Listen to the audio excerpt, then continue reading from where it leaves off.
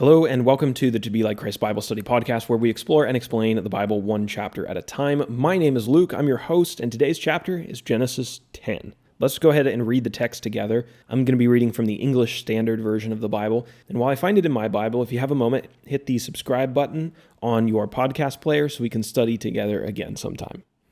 Genesis chapter 10 has 32 verses and some very tricky names in it, so let's read them together and forgive me if I stumble over any of them.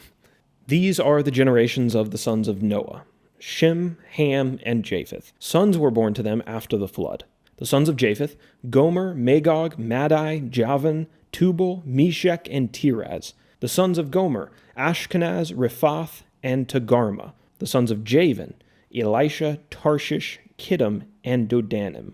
From these the coastland peoples spread in their lands, each with his own language, by their clans, in their nations. The sons of Ham: Cush, Egypt, Put, and Canaan. The sons of Cush: Seba, Havilah, Sabta, Ramah, Sabteca. The sons of Ramah: Sheba and Dedan. Cush fathered Nimrod. He was the first on earth to be a mighty man. He was a mighty hunter before the Lord. Therefore it is said, like Nimrod, a mighty hunter before the Lord. The beginning of his kingdom was Babel, Erech, Akkad, and Calneh in the land of Shinar. From that land he went into Assyria and built Nineveh, Rehoboth-ir, Calah, and Rezin between Nineveh and Calah, that is, the great city. Egypt fathered Ludum, Anamim, Lebhamim, Nephtuhim, Pathrusim, Casluhim, from whom the Philistines came, and Caphtorim. Canaan fathered Sidon, his firstborn, and Heth. And the Jebusites, the Amorites, the Girgashites, the Hivites, the Arkites, the Sinites, the Arvadites, the Zemarites, and the Hamathites. Afterwards, the clans of the Canaanites dispersed. And the territory of the Canaanites extended from Sidon in the direction of Gerar as far as Gaza, and in the direction of Sodom, Gomorrah, Admah, and Zeboim as far as Lasha. These are the sons of Ham by their clans, their languages, their lands, and their nations. To Shem also, the father of all the children of Eber, the elder brother of Japheth, children were born. The sons of Shem: Elam, Asher, Arpachshad, Lud, and Aram. The sons of Aram: Uz, Hul, Gether, and Mash. Arpachshad fathered Shelah, and Shelah fathered Eber. To Eber were born two sons. The name of the one was Peleg, for in his days the earth was divided, and his brother's name was Joktan. Joktan fathered Almodad, Sheleth, Hazar-Maveth, Jerah, Hadaram, Uzal, Dikla, Obal, Abimael, Sheba, Ophir, Havilah, and Jobab. All these were the sons of Joktan. The territory in which they lived extended from Mesha in the direction of Sephir to the hill country of the east. These are the sons of Shem, by their clans, their languages, their lands, and their nations. These are the clans of the sons of Noah, according to their generations, in their nations, and from these the nations spread abroad on the earth after the flood. So you have now got to hear the edited version of my reading. I will have to tell you in full disclosure that I probably had 3 or 4 takes on every verse of that reading because I messed up the names so badly, and I may have still messed them up anyway, but we've done the best that we can. Contextually wise, what are we looking at when we come to Genesis chapter 10? Well, we've pretty much just finished up the story of the flood. And now Genesis chapter 10 is going to tell us about the earth after the flood. So chapter 6, the idea of the flood was introduced. It was God's judgment on the wicked world that had existed for 1,650 years after the creation. It was so wicked, God decided to destroy it with a flood. In chapter 7, the waters of the flood arrive on the earth, and this judgment takes place. In chapter 8, the flood waters come to their peak, and then they start to descend. And eventually, Noah is able to get off of the ark. That's what we talked about in chapter 9. God gives him some instructions for how him and his children are supposed to fill the earth with people. It needs to be repopulated. That's what we're going to discuss in chapter 10. Also in chapter 9, we talked about the rainbow being given as a sign of God's covenant. And we also talked about Ham's sin in failing to cover his father's nakedness, and the curse that was spoken by Noah over Ham and his son Canaan for the way that Ham treated his father. Ham's descendants were going to be the servants of his brothers, specifically of Shem, his brother. So in chapter 10, we're going to talk about the descendants of these 3 boys. And these descendants are really the forefathers of it all. They are the founding fathers of the founding fathers. And the nations that now exist on the earth exist from them. We are all descendants from Shem, Ham, and Japheth. And we're going to see some of these ancient nations and ancient cities, some of which still exist today, being founded as human beings spread out over this new earth, found new cities and new nations. And some of these are going to persist for generations and impact the world for generations to come, and again, impact the history of everything that we know today. So this is a really significant chapter. And the people in here, while yes, the chapter is kind of hard to read because it's a list of names, these people are super significant when it comes to laying the foundation of the world as we know it, even in 2025 when I'm recording this. We'll talk about that more in our outline. But let's go to our outline now, or rather to our PDF overview of this chapter. You can download it at tobelikechrist.com for free. You can also get the book on Amazon with all 50 chapters of the book of Genesis already printed off for you in full color. Either way, we always try to answer the most important three questions first, and that is when these events happened, who are the main characters, where did the events happen? We've got quite a bit in our when section today, so let's go ahead and get into that. As I mentioned in chapter 9, chapter 10 and 11 are finally going to allow us to place the flood in a structured Bible timeline, to place it year-wise in relation to some other significant characters and events in the Bible. Key characters like Abraham and like Jesus. So let's talk about how that works out. Using the genealogies in chapter 11, we can do that, and we can also do one other thing. We can learn that the lifespan of human beings decreases rapidly after the flood. So it was God's will before the flood that human beings lived to be, in some cases, 900 and some years old. Evidently, that's not God's will any longer. And he changes something, whether it was the environment of the world that was sustaining people that long or something else. God changes it so that we see a rapid decline in human lifespan. Now, don't get me wrong. In chapter 10, we're going to read, in chapter 11, we're going to read about some people who lived like 500, 600 years. So they're still living a very long time here initially, but what we're going to see is that the rate of life, or the expected lifespan of people, is going to go down very quickly over the next couple of generations. So we learn that, but we also learn how to date the events of the flood in relation to other biblical events. Now, here's what we learn. Here's the highlight, and then I'll explain kind of how we get there and some other key details. Most historians date the flood to approximately 2,350 BC. BC, if you know the calendar, is before Christ. AD is Anno Domini, which means in the year of our Lord. So the guy who designed the calendar, he intended to design 1 AD, 1 in the year of our Lord, as the birth year of Jesus, as I understand it. Technically, I think he might have missed it by 3 or 4 years, but that's the way that it's designed. So we are in BC. We are in before Christ. And we're about 2,350 years before Christ. That's when most historians date the flood. And just a reminder, BC time goes backwards. This is something that it throws me off, and I know it throws a lot of other people off. We're moving down. Time is descending, or the year is descending, if you want to say it that way. So 2,350 BC, we're going to count down to 0. And 0, or 1 AD, is when the new time starts. And now in 2025, we just got out of 2024, now we're going 2025, we're going up. But remember, BC time goes down. We're descending. So 2,350 years before Jesus' birth is when most historians date the flood. So when we think about chapter 10, what kind of time are we talking about? How long do these guys live after the flood? These characters who we read about, these historical figures, like where does their life fit in on the Bible timeline? That's what we're going to talk about next. We're starting at 2350 BC. How far are these guys going? We don't know the lifespan of all the individuals that are listed in chapter 10, but in chapter 11, there's a record of how old Shem's descendants were when they died. So part of this group. Of those who are listed, Shem's longest living descendant was a guy named Eber, who was his great-grandson. Eber lived until he was approximately 1817 BC. Therefore, it seems safe to say that most of the men that are mentioned in chapter 10 lived between 2350 BC and 1800 BC. That's a period of about 550 years. So chapter 10, the guys who we read about here, they lived in the 550 years after the flood. That's the easy summary way to think about it. So that's the kind of time period that we're covering. Now, this is really interesting. And in chapter 11, if I mention this again in chapter 11, forgive me, but I want to make sure that I don't miss it because it was really interesting when I learned it. And that's that some of these people like Shem, they're living to be like 600 years old.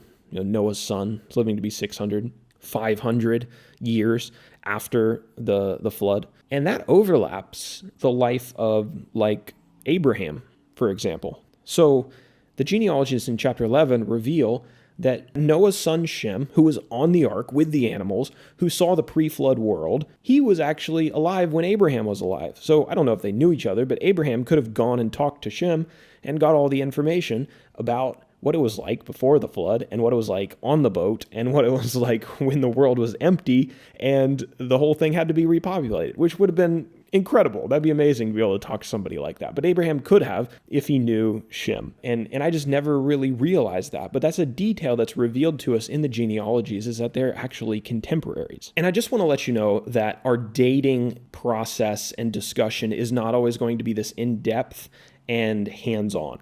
I know for me personally, dates really help me. Getting to mark somebody's life down on a timeline really helps me to put the picture of the Bible together. But I also know that's not true for everybody. And for some people, dates like this are just confusing. So if that's you, don't worry. It's not going to be like this all the time. From now on, generally, we'll just be able to give a year.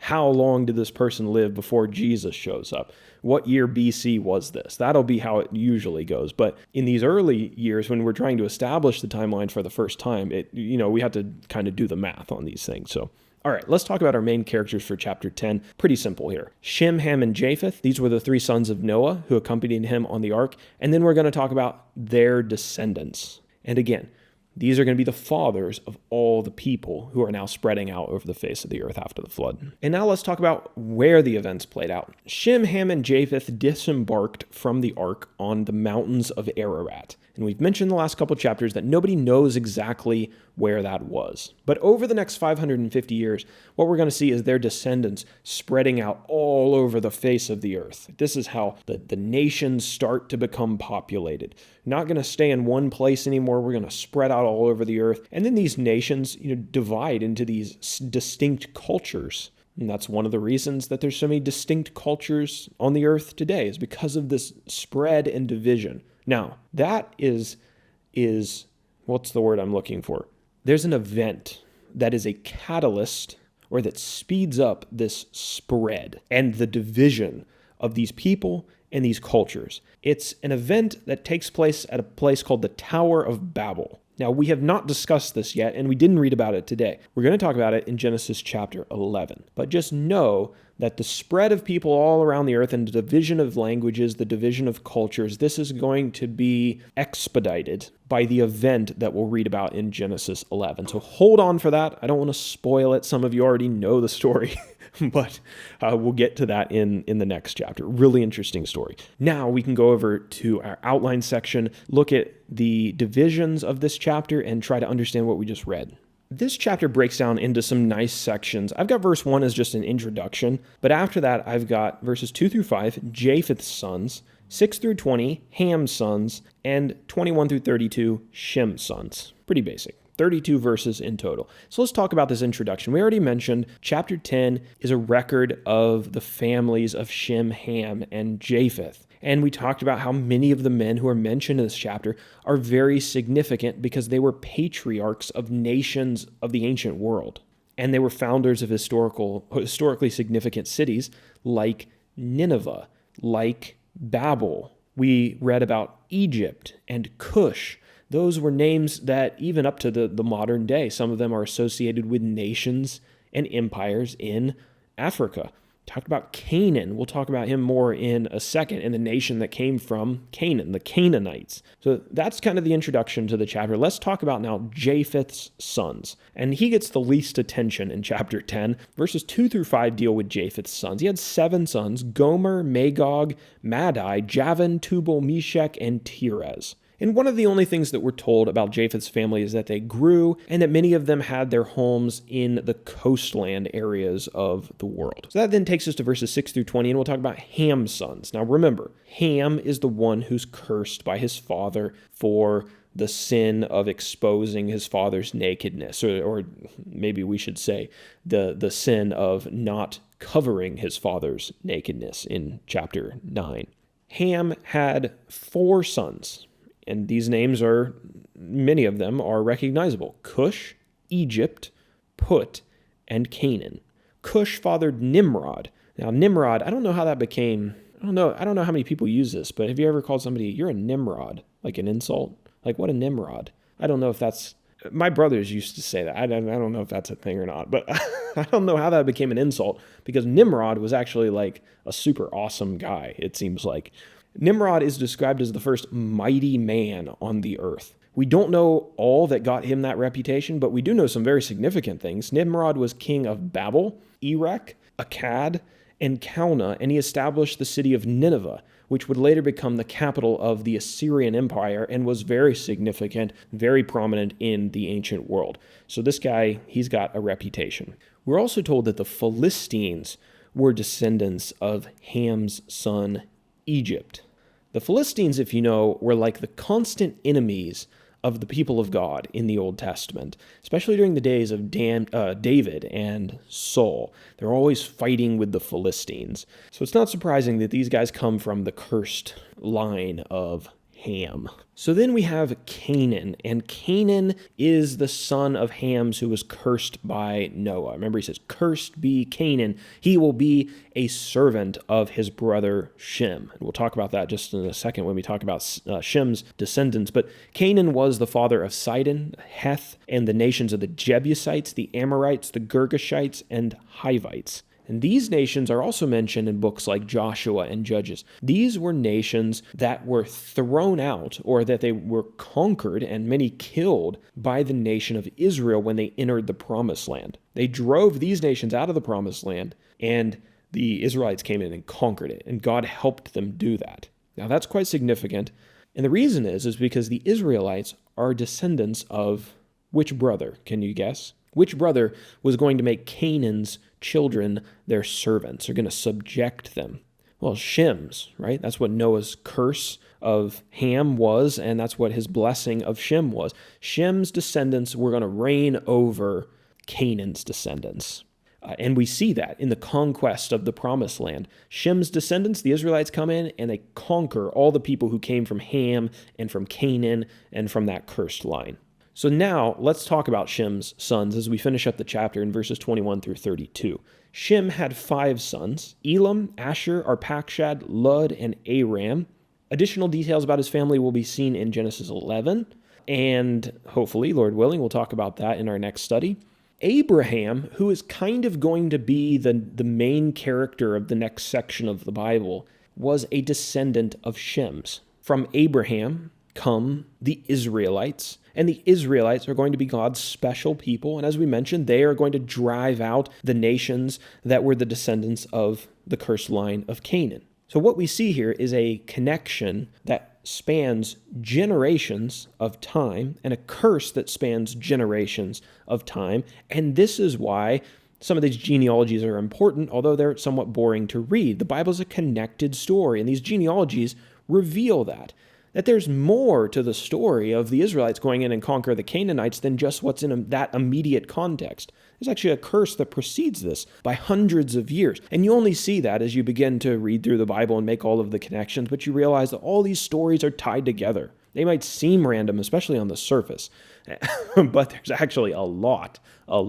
going on here that connects them. So the Bible is one continuous story, telling God's story and what he's doing on the earth. Don't think of it as being disconnected. So that is Genesis chapter 10. Obviously, we haven't been able to talk about every single detail of the chapter, but hopefully the highlights that we've pulled out have been helpful, and that is kind of at least a primer to get you understanding Genesis 10 and why it's significant. So now let's look at an application from Genesis chapter 10. These genealogies contain very important details which help us to date the age of the earth. using the information in Genesis 4, 5, 10, and 11, we can date the creation, the flood, and the rest of the book of Genesis. If the flood is 2,350 BC and the earth had been in existence about 1,650 years prior to that, based on the genealogies in chapter 4 and 5, then that puts the creation about 4,000 BC, making the world just over 6,000 years old. So the information that's here in a book that has been proven to be historically accurate in all ways that it has been tested, suggests to us that the earth is not nearly as old as some secularists, some naturalists would like to suggest to us. And I think we should state that the scientific evidence that the world has given to us can be understood to fit into the biblical model when it's looked at through the correct paradigm, the paradigm that the biblical timeline is correct. And there's no contradiction between the scientific evidence, the archaeological, historical evidence that we see in the world, and the Bible's timeline. But it's necessary that we look at it through the biblical perspective and paradigm and interpret it that way. The problem with the naturalists and the secularists is that they are using a completely different paradigm, a paradigm in which God doesn't exist, the Bible can't be trusted, and trying to make sense of the world from a purely naturalist worldview. Now, obviously, you're going to interpret